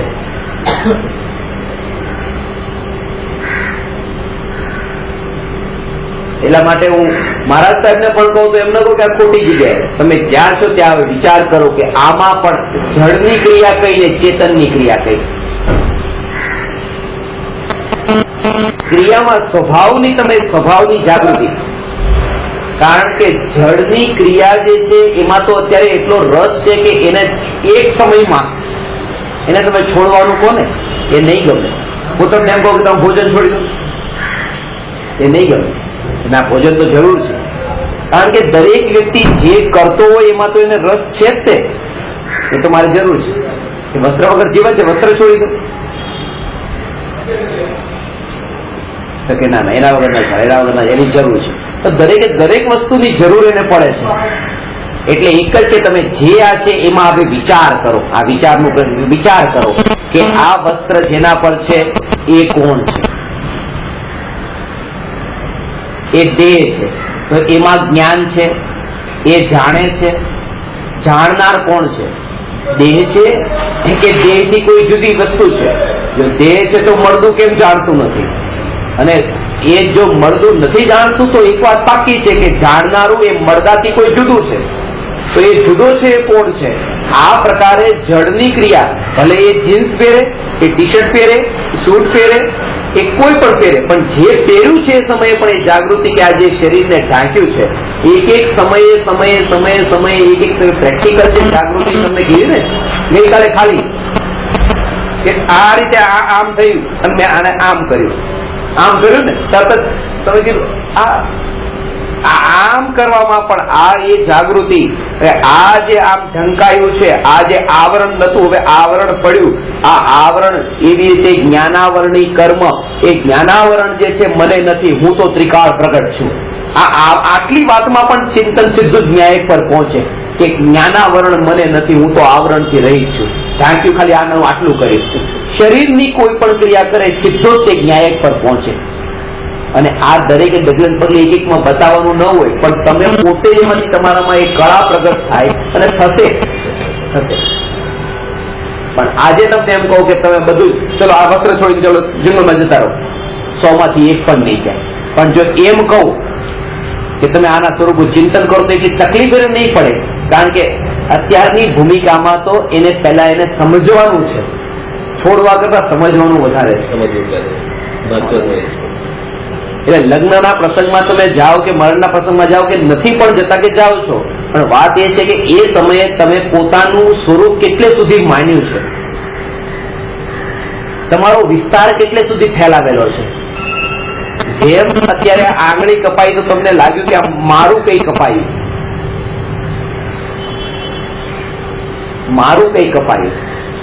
જેવી રીતે દીકરાની આંગળી કપાય તો પણ લાગે કે કંઈક મારામાં કંઈક થયું, મિત્રમાં થાય તો પણ એમ લાગે કે મારા મિત્રમાં કઈ થયું, અને શત્રુની આંગળી કપાય તોય ફરક પડે છે કે મારા શત્રુને કઈ થયું, સારું થયું.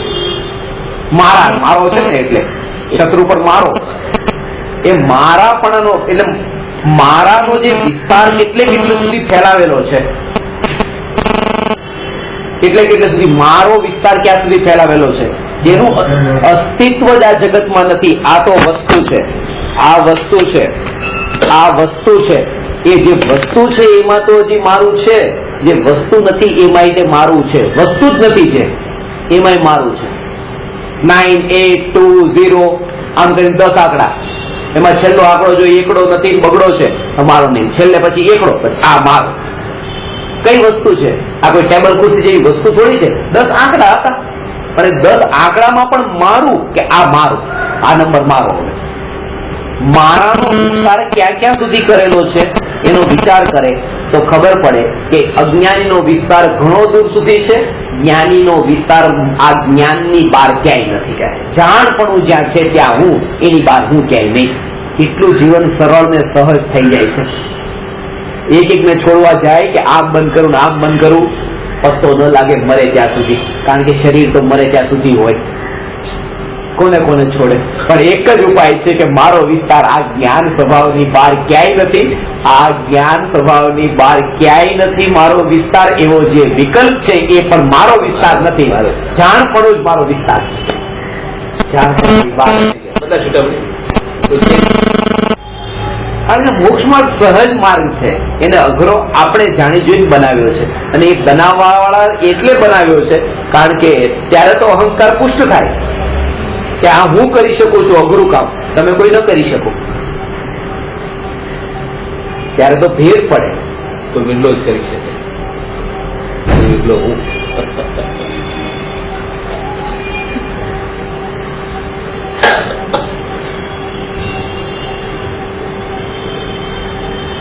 પ્રેક્ટિકલ તો એ છે. અને આ એટલા માટે તે જ્ઞાનીનો ઉપદેશ જડતા વાળો ઉપદેશ નથી, સહજ સહજ છે.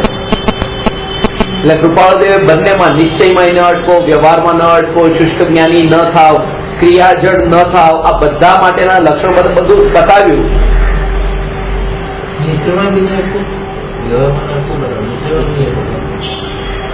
અટકો નહીં.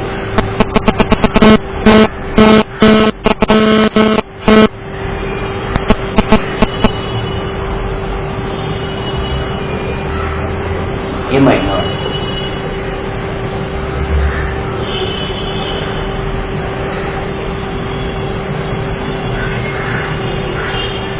એકાંતમાં નહીં અટકો.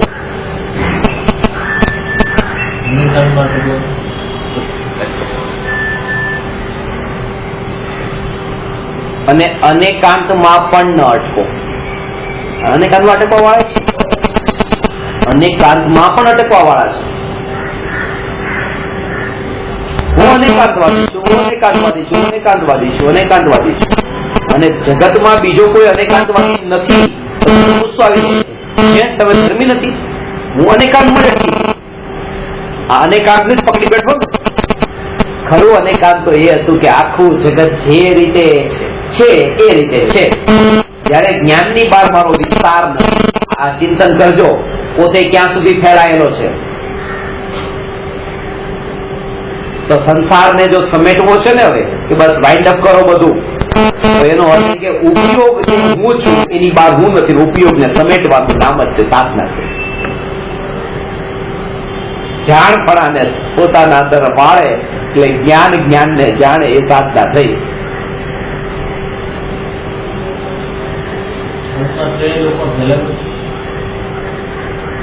શીખ છે એ બધું જાણે કે એ તો ત્રણ લોકો ફેલાયેલા છે બધું. આ બધા પછી વિકલ્પો, આ વિકલ્પો ત્રણેય લોકમાં ફેલાયેલા છે. આ બધું જે કહેવાની જે ભાષા છે ને એ ભાષાને પછી આપણે એવી પકડી લઈએ છીએ કે મૂળ સ્વરૂપને તો ભૂલી જ જઈએ છીએ. એ પાછો વ્યવહાર ઉભો થયો, એ વ્યવહાર ઉભો થયો પાછો. આ જગતમાં મારું કઈ નથી, પણ આ તો પૈસા આપીને મેં ખરીદો પછી મારું નહીં, એ પાછો વ્યવહાર ઉભો થયો. અહીંયા તો એટલી સ્વભાવની નજીક જઈને આપણે ચર્ચા કરીએ છીએ ત્યાં પછી આ પાછો દીકરા દીકરી મારા નહીં. મહાવીર ભગવાન તો સિદ્ધ છે, પણ ત્રિશલા માતા એમના માતા નહીં. ચલો ભૂતકાળની અપેક્ષાએ તો એના માતા નહીં, પણ આ વિકલ્પની અત્યારે જરૂર નથી. અત્યારે તો સ્વભાવની જયારે ચર્ચા ચાલે છે, તમને એ આનંદ લેવાની કળા હોવી જોઈએ કે આ એક એક શબ્દ જે બોલાતો હોય ને, એક એક શબ્દ તમે એનો ભાવ ગ્રહણ કરીને તમારામાં ઉતારવાની તમે અભ્યાસ કરવાનો. ત્યારે કોઈ પણ વચ્ચે છે ને ધારા હોય છે ને એ ડિસ્ટર્બ ના કરે. એને પ્રશ્ન પૂછવા ને છેલ્લે 5 કે 10 મિનિટ પૂછવું તો વધારે સારું રહે. તો શું કન્ટિન્યુ રહે. અને તમે શરૂઆત જે કરી એટલા ડેપ્થમાં જતા હતા, ડેપ્થમાં જતા હતા, અને પછી આખો લિંક તૂટીને આખો હવે એટલા બહાર આવી ગયા ન પૂછો. આ તત્વ હવે જયારે આપણને મળ્યું છે તો એનો સદુપયોગ કરવાની અંદરમાં કળા એટલે હું તમને કહું કે જ્યારે આ શબ્દ બોલાય ત્યારે તમે બિલકુલ એકાગ્ર થઈ જાઓ, એકાગ્ર થઈને એમાં એટલા અંદરમાં ઉતરી જાઓ અને એવા લીન થઈ જાઓ કોનામાં, આ શબ્દમાં નહીં. એ શબ્દ તો પછી સાધન થઈ ગયું, હવે અંદરમાં પોતાનામાં એ એકાગ્રતા જે અંતરમાં પ્રગટે એને કહેવાય કે આ સત્સંગ સફળ થયો. આ તો એક સાધન હતું, જે ચમચી છે તો સાધન હતું, થાળીમાં રહેલો હલવો મોઢા સુધી પહોંચાડવાનું. પછી એ ચમચીને ચાવવાની નથી, એ હલવાને જ ચાવવાનો છે. આ જે વાણી છે તો ચમચી છે, એ વાણીને નથી વાગોળવાની.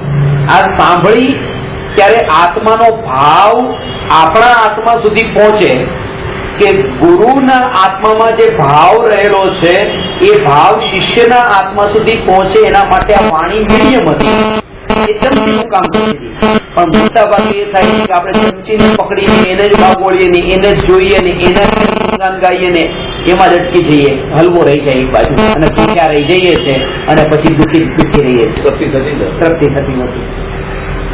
કારણ કે જે ન ચાવવાનું હતું એને ચાવ્યું.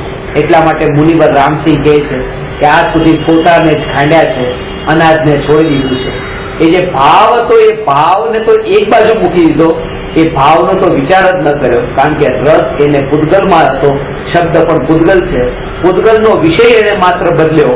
કે પેલા ફિલ્મના ગીતો, પિક્ચરના ડાયલોગ, એમાં જે રસ હતો એ પૂતગલ શબ્દોમાં જે રસ હતો એ જ રસ અત્યારે આ ભગવાનની વાણીના જે શબ્દો એમાં રસ પડી ગયો. રસ માત્ર પૂતગલમાં રહ્યો, એના ભાવમાં રસ ન રહ્યો. ભાવનો રસ એટલે એ શબ્દ પણ એક બાજુ રહી જાય, એના ભાવમાં અંદરમાં ઉતરે, અંદરમાં એનું પરિણમન આવતું હોય.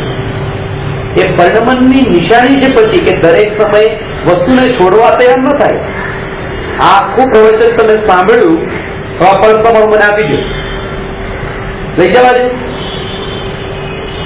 પર્સ તમારું લઈ જાવ, પર્સ આપી દે કે લઈ જાઓ, એને એમ ન કહેવાય કે ધર્મ પામ્યા. જ્યારે આ તમે જો એકાગ્રતા પૂર્વક સાંભળ્યું અને તમે આપી દીધું એનો મતલબ એ તમે પામ્યા નથી. જયારે એમ કહો કે પર્સ લઈ જાઓ ત્યારે તમારી જાગૃતિ, તમે ના ન પાડો, તમારી જાગૃતિ અંતરમાં એ હોય કે હું ન્યાયક છું. પર્સના ન્યાયકની થાય. પર્સ લઈ જાઓ એના ઉપર જોર એટલું ન હોય, હું ન્યાયક છું એ સાંભળવાનું ફળ છે. જેટલી અંશે દ્રવ્ય સ્વભાવની સ્પર્શના થાય છે એટલા અંશે તે ન્યાયકને અંતરમાં અવતારણ કર્યો એમ કહેવાય.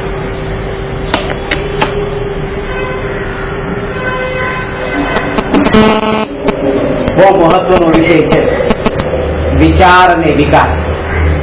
આનો સાર તમને 5 મિનિટમાં લઉં છું.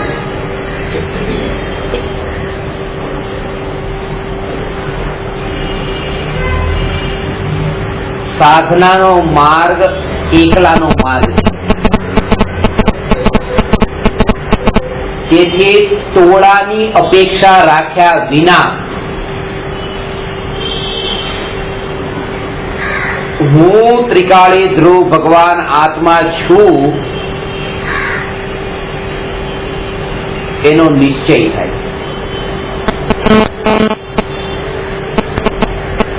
આત્મામાં લીન થવાથી શું મળશે એ વિકલ્પોમાં એ ન ગૂંથાય. કારણ કે એને આત્માના ફળમાં શું મળશે એમાં રસ નથી, એને રસ આત્મા જ માં છે. આત્મા એનું સાધન નથી, આત્મા જ એનું સાધ્ય છે. કારણ કે આત્મા હું છું, આત્મા હું છું.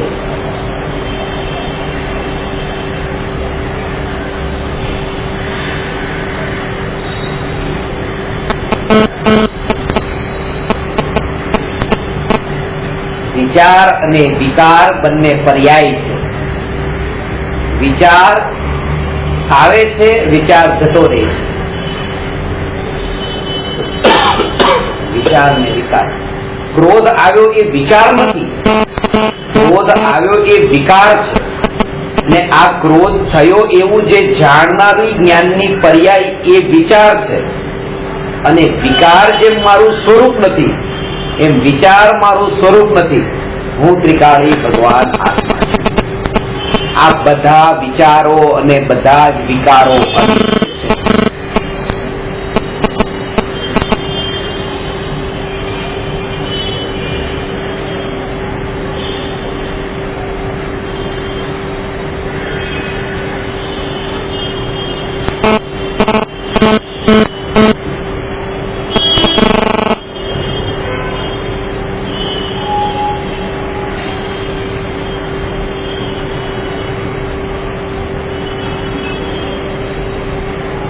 પોતાની સત્તા પોતાના કારણે છે, પોતે પોતાથી છું. આ છું છું છું છું એના ઉપર એટલું જોર હોય કે હવે આ નહીં હોય તો એના માટે હવે ગુમાવવા જેવું કઈ ન રહે. બેંકમાં પૈસા કેટલા પડ્યા છે, પ્રોપર્ટી તમારી કેટલી છે, જોર એના ઉપર નહીં કે એ નહીં હોય તો શું થશે. હું છું એના ઉપર જોર. હું ભગવાન આત્મા છું, હું જાણનાર ભગવાન આત્મા છું. ને આ તત્વ વિચાર જે છે એ તત્વ વિચાર જ ન્યાયકની નિર્વિકલ્પ અનુભૂતિનું સાધન બને છે.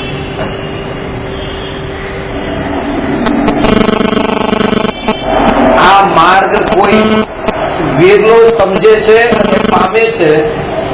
તમે એ વિરલા છો. એટલા માટે તમે વિરલા છો કારણ કે આ વાત તમારા કાનમાં એટલે જ પડી છે કારણ કે તમારે આનું ચિંતન કરવાનું છે. ટોળું તો જગતમાં બધે જ આખા ભારત દેશમાં છે, અનાર્ય ભૂમિમાં છે. આ ન્યાયકની વાત તમારા કાનમાં પડી કારણ કે તમારે એ પામવાનું છે. એના પહેલાની આ પર્યાય આવી હોય.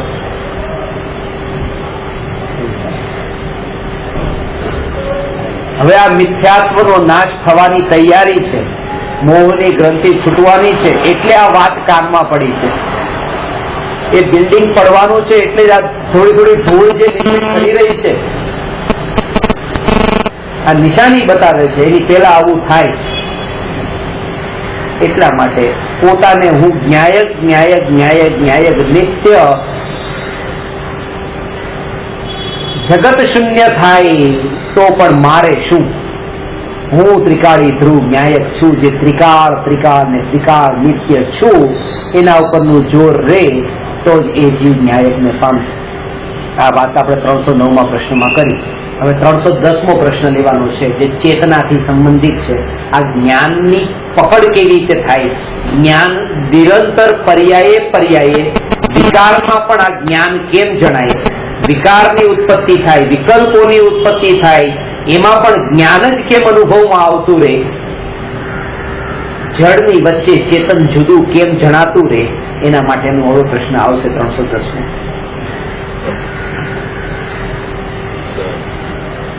નમો અરહંતાણમ નમો સિદ્ધાણમ નમો આયર્યાણમ નમો વજ્રાયાણમ નમો